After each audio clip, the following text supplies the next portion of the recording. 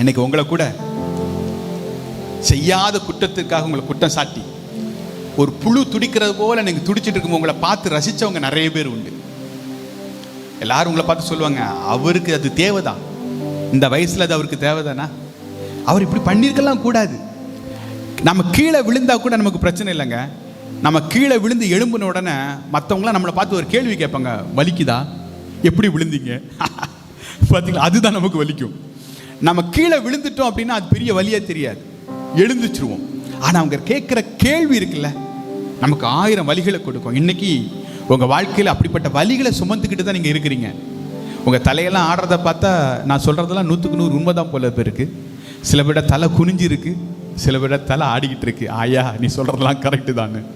இன்னைக்கு உங்களை பார்த்து தான் நான் சொல்கிறேங்க, எரிகிற அக்னி சூளைக்கு தப்புவிக்க என் ஆண்டவரால் முடியும்னா உங்கள் பிரச்சனையிலேருந்து உங்களை காப்பாற்ற